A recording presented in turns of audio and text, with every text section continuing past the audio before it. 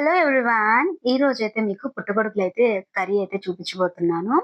ఇదైతే నేను మా సూపర్ మార్కెట్‌లో అయితే పర్చేస్ చేశానండి. ఇది నేను ఫ్రిడ్జ్‌లో నుంచి తీసి బయట పెట్టాననమాట. కర్రీ చేయాలి అని చెప్పి. ఇది ఒక పావు కిలో ఉంటాయి. అంటే 200 గ్రామ్స్ ఉంటాయి. ముందుగా అయితే ఇవి వాష్ చేసి పెట్టుకోవాలి. ఇవి కలర్ ఎందుకు చేంజ్ అయ్యాయంటే నేను చాలా సేపు అయిపోయిందండి బయట పెట్టి. సో, అందుకనే కలర్ చేంజ్ అయ్యాయి. నేను ఇవైతే శుభ్రంగా వాష్ చేసి దానికి ఏవైతే తొడాలుంటాయో అవి కట్ చేసేసి చిన్న చిన్న ముక్కలుగా కట్ చేసుకున్నాను. అంటే మరీ చిన్న ముక్కలుగా కాదండి. అంటే సైజుని బట్టి మీరు కట్ చేసేసుకోండి. మరీ చిన్నగా అయితే కట్ చేసుకోకండి. నేను ఈ విధంగా అయితే అన్నీ కూడా కట్ చేసేసుకున్నాను. ఇవి కట్ చేసుకున్న వాటిని ఏం చేయాలంటే ఒక బౌల్‌లో సాల్ట్ వేసేసి ఈ పుట్టగడ అన్నిటిని కూడా దాంట్లో వేసేసాలి. ఎందుకంటే కలర్ చేంజ్ అవ్వకుండా ఉండడానికనమాట. ఎ ఎందుకంటే బయటుంటే ఏందంటే మీకు ఎగ్జాంపుల్ చెప్పాను కదా! నేను ఫ్రిడ్జ్‌లో నుంచి బయట పెట్టగానే కలర్ అంతా కూడా చేంజ్ అయిపోయింది. సో, అందుకని చెప్పేసి సాల్ట్ వేసి పెడితే ఏంటంటే వాటి కలర్ అనేది చేంజ్ అవ్వదనమాట. ప్రెజెంట్ ఉన్న కలరే ఉంటుంది. సో, ఇలా చేసి పెట్టుకున్నాం కదా! ఇది పక్కన పెట్టేసుకొని ఒక బాండిల్లో 2 టేబుల్ స్పూన్ ఆయిల్ వేసేసుకోండి. ఆయిల్ బాగా వేడెక్కిన తర్వాత గరం మషాలా అంటే ఇలాచి, చెక్క, లవంగ, సాజీరా ఇవన్నీ కూడా వేసేసుకొని బాగా చిటపటలాడాలి. ఈ చిటపటలాడేటప్పుడు ముందుగా మనం ఏం చేసుకోవాలంటే అల్లం వెల్లుల్లి పేస్ట్ అండ్ ఆనియన్ పేస్ట్‌ని ఇట్లా మిక్స్ చేసి పెట్టుకోవాలి. దాన్ని వేసాననమాట. ఇది ఆయిల్‌లో మంచిగా ఫ్రై అవ్వాలి.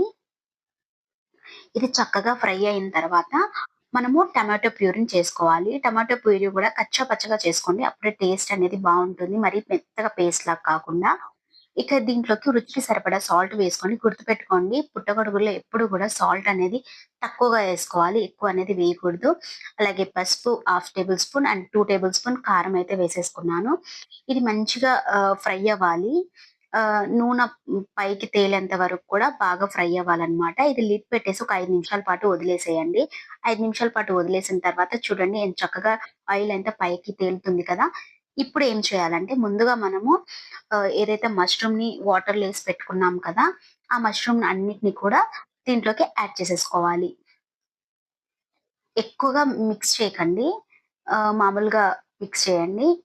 మీకు గ్రేవీ ఎక్కువగా కావాలి అనుకుంటే మాత్రమే వాటర్ యాడ్ చేసుకోండి. నాకు కొద్దిగా ఎందుకంటే మా ఇంట్లో పిల్లలున్నారు కాబట్టి గ్రేవీ అయితే కావాలి. సో, అందుకని చెప్పేసి కాస్తంత వాటర్ అయితే పోస్తున్నాను.